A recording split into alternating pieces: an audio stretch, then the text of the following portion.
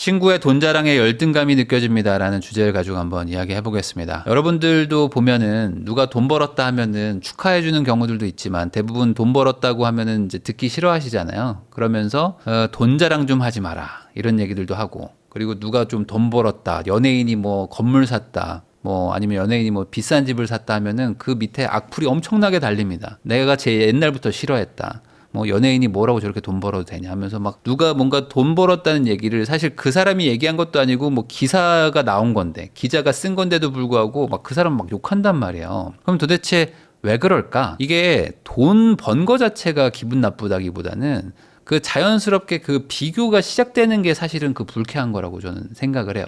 내가 뭔가 연예인을 볼 때는 그냥 연예인이라고 생각했는데 저 사람이 돈을 벌었다. 그러면은 저 사람이 돈이 저렇게 많네? 나는 적은데? 하면서 자연스럽게 이게 비교가 되잖아요. 그러니까 사촌이 땅을 사면 배가 아프다는 것도, 나는 그냥 우리 사촌이어서 설날하고 명절 때 그냥 만나기만 했는데 어느 순간 갑자기 뭐가 집을 샀대, 땅을 샀대 하는 순간 야, 쟤는 저렇게 하는데 넌 뭐하냐? 막 이런 식으로 뭔가 그 비교가 시작되기 시작하죠. 그러면서 그게 기분이 나쁘다. 라는 거죠. 이게 여러분들 나이 먹으면서 점점 친구 만나기 힘들다 이런 말들 많이 듣고 또 공감하는 분들도 많으실 텐데, 과거에 정말 친했던 친구들도 나이를 먹어가면 먹어갈수록 점점 만나기가 힘든 경우도 생기고, 사회에서 만난 친구인데 뭐 얼마 안 됐는데 되게 친해지기도 하고 막 그렇습니다. 이게 왜 그러냐면은 이 뭔가 대화를 한다거나 관심사라는 게 어느 정도 또 비슷비슷한 사람들끼리 만날 수밖에 없어요. 이게 미혼은 미혼끼리 막 얘기들 많이 하잖아요. 그리고 기혼은 기혼끼리들 막 얘기들 많이 합니다. 미혼이 예를 들어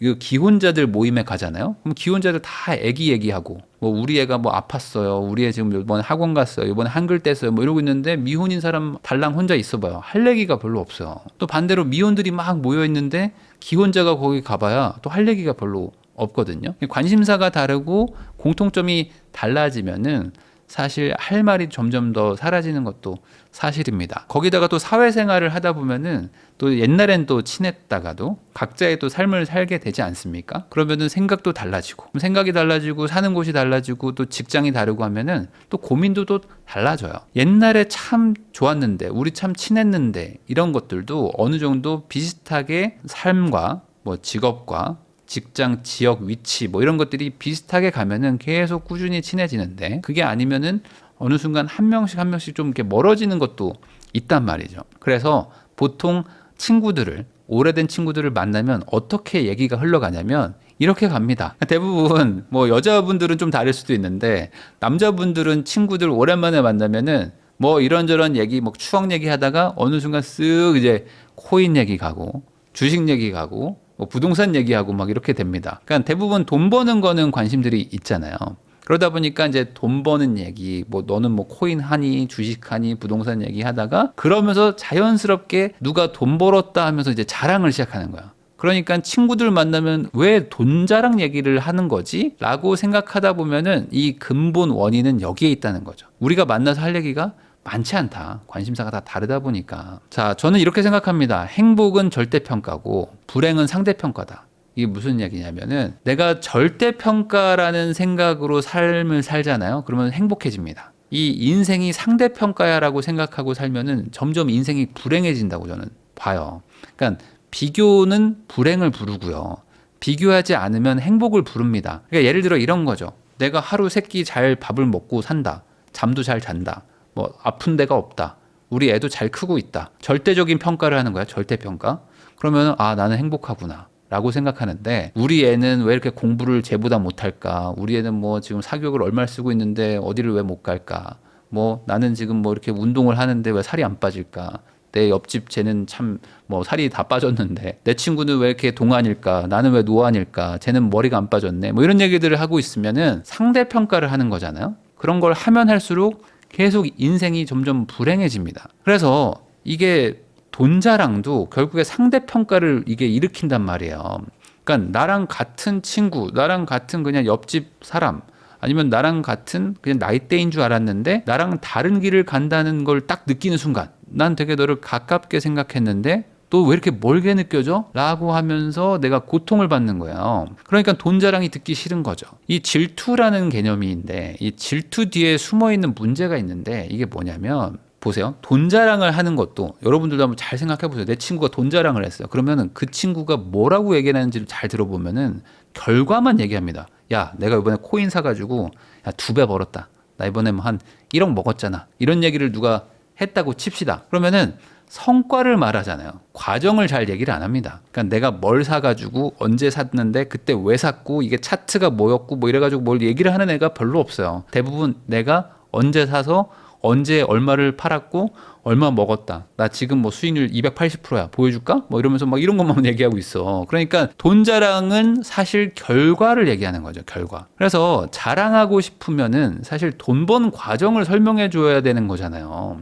그래야지 나도 그걸 듣고 뭔가 배움을 얻는데 대부분은 돈 번 과정은 얘기를 안 해. 그리고 그냥 내가 이렇게 성과가 났지롱 이러고 끝이야. 그러니까 이제 친구들도 뭐라고 합니까? 야, 그럼 술이나 사라. 뭐 이렇게 얘기하고 끝난단 말이야. 그러니까 이게 문제인데 이 듣는 사람도 과정에 대해서 궁금해 해야 되는데 이 상대방도 돈 자랑을 하는 상대도 말하기가 참 뭐래요. 왜냐면 이 돈 자랑을 하는 상대도 말하기가 참 뭐한 게 듣는 사람이 그 과정에 궁금함이 없어요. 대부분. 자, 내가 코인 사가지고 돈 벌었어. 야, 나 이번 주식 사서 돈 벌었어. 하면은 친구들이 뭐라고 합니까? 야, 그래? 야, 그럼 이제 뭐 사야 되냐? 뭐 사야 돼? 야, 이거 사? 저거 사? 이렇게 얘기를 합니다. 그러니까 이 듣는 애들도 이 과정은 관심이 없어. 그냥 결과만 보는 거야. 야, 네가 과정 다 판단해서 나한테 답을 줘. 야, 내가 입 벌리고 있을 테니까 떠먹여 줘라. 라고 얘기를 하죠. 그래서 대부분 제가 봤을 때는 95% 정도는 듣기 싫어하고요. 한 5% 정도는 종목에 관심이 있습니다. 종목에. 그래서 내가 뭘 사야 되냐고.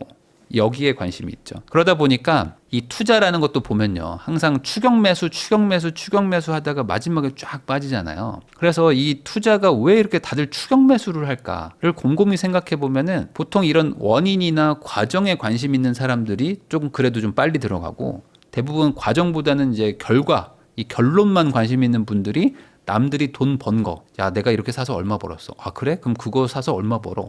이러다가 마지막까지 쭉 들어가는 게 이게 추격 매수를 부르는 게 아닌가라는 생각도 좀 듭니다. 이 어떻게 돈 벌었는지, 투자 원리가 뭔지 이런 질문을 하는 사람이 제가 봤을 때는 거의 없는 것 같아요. 대부분 그냥 어떻게 돈 벌었어가 아니고 야, 뭐 사면 되냐?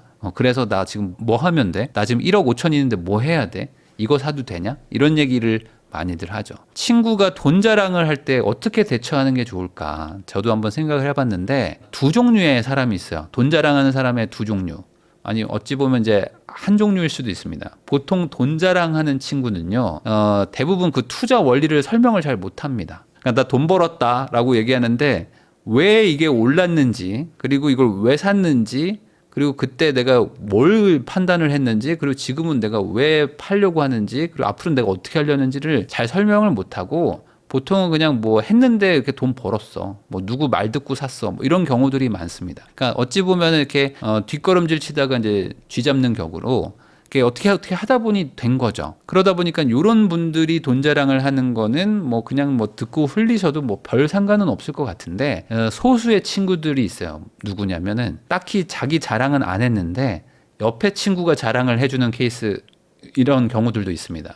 아니면 본인이 그냥 뭐 입이 근질근질해가지고 얘기하는 경우가 있어요. 뭐냐면 걔 중에는 그래도 나름대로 이론과 어떤 논리와 어떤 그 철학을 가지고 투자하는 친구들이 있거든요. 그러니까 뭐 예를 들어 뭐 갭 투자를 할 땐 뭐 어떻게 해야 되고 뭐 무슨 뭐 코인 투자할 땐 뭘 해야 되고 뭐 가치 투자를 할 땐 뭘 해야 되고 뭐 이런 그 나름 막 이론과 그런 공식을 가지고 좀 제대로 공부해 가지고 하는 친구가 있거든요. 저는 이런 친구를 만약에 주변에 뒀다. 그러면은 그분은 운이 좋다고 생각합니다. 왜냐하면 이런 친구들이 있어야지만 내가 배울 게 있거든요.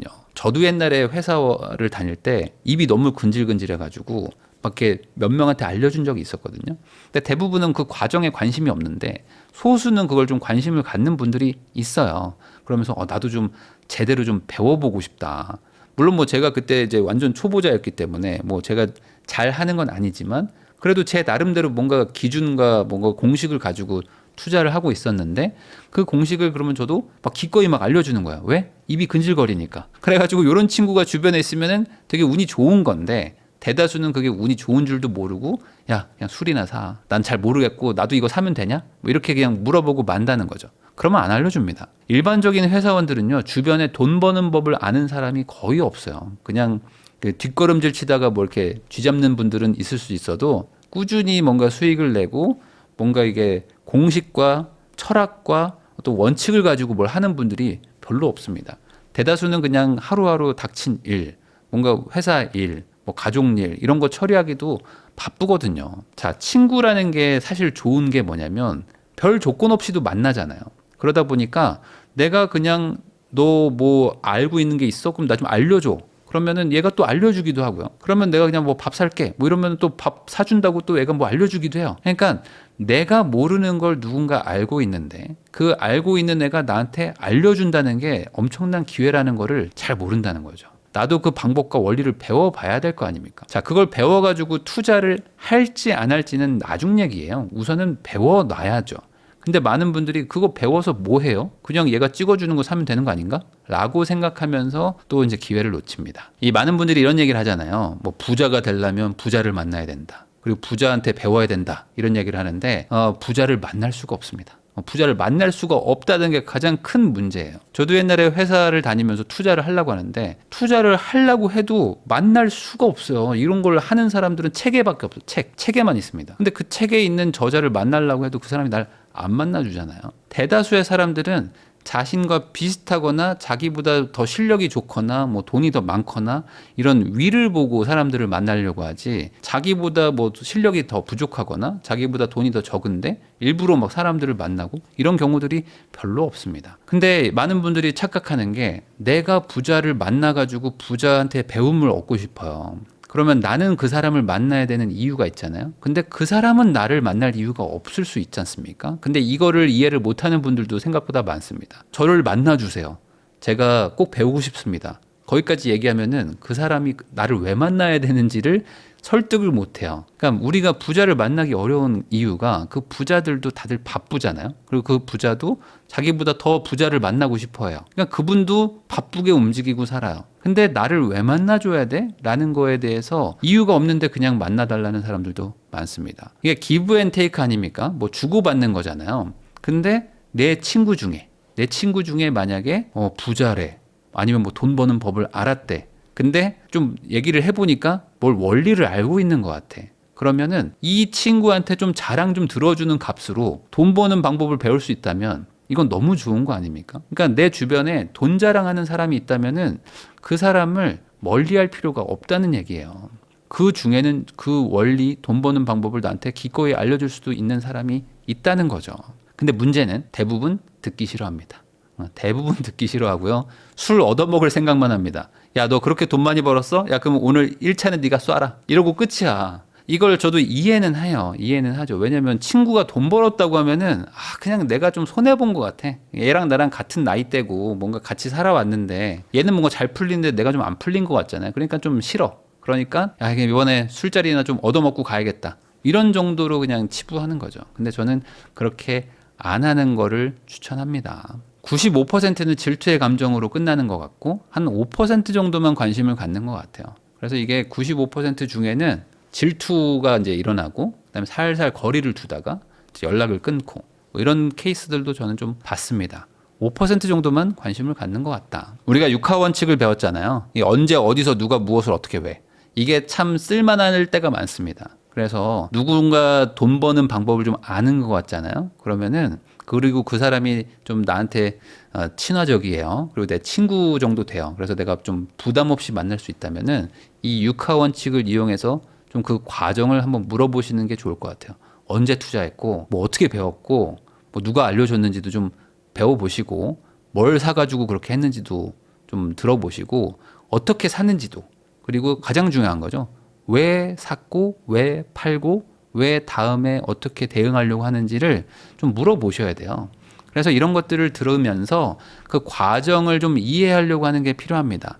그러면 내가 이 사람의 결과만 듣고 그걸 반복하는 게 아니라 이 사람은 이런 의식의 흐름으로 이 A라는 걸 사서 돈을 벌었구나.